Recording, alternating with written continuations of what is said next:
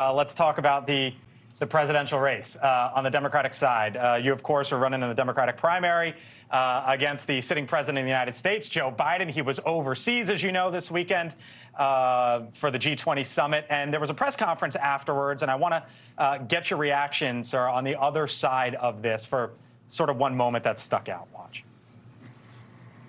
He just hasn't shared it with me. But I tell you what, I don't know about you, but I'm going to go to bed. It wasn't confrontational at all. Thank you, everybody. This is my press conference. Thanks, everyone. So basically, the president there said, I don't know about you, but I'm going to go to bed.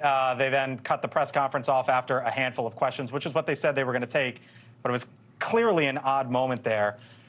You know, you're in New Hampshire. I know you're running hard in South Carolina, too. Down there in South Carolina, Nikki Haley says a vote for Joe Biden is a vote for Kamala Harris. Is that what you believe? Well, I think, you know, the presidency is a rigorous job. We are entering one of the most dangerous periods in our history.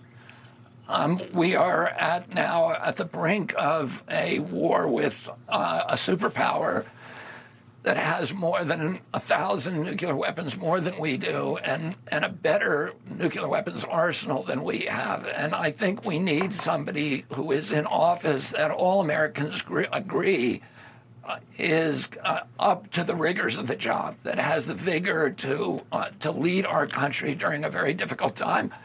I think the questions that have been raised in recent press conferences about the president's cognitive capacity, that he should answer them, and the way to answer them is to come out on the stump, to have unscripted encounters with voters, to do town halls, and more than anything, to do a debate with his opponents. Do you think other Democrats should jump in?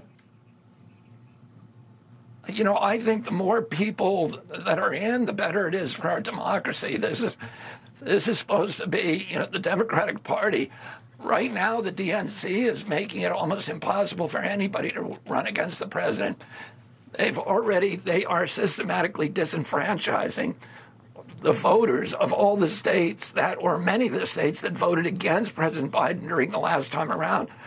So in New Hampshire, anybody who campaigns in New Hampshire, as I have, the people who vote for them, their vote will not count under the new DNC rules. The DNC this week is voting on a rule to make it so that if any candidate who steps into the state of New Hampshire, that any vote cast for them in Georgia will not count. Georgia's 164 delegates. Right. So, and the Democratic Party has been fighting for voting rights in Georgia for the citizens of Georgia since I was a little boy, since the 1960s. And now, you know, the DNC is about to disenfranchise every voter in the state of Georgia. It doesn't seem a good way to model democracy. Thanks for watching. Go to newsnationnow.com to find NewsNation on your television provider. And don't forget to subscribe. Click the red button to get more of NewsNation's fact-driven, unbiased coverage.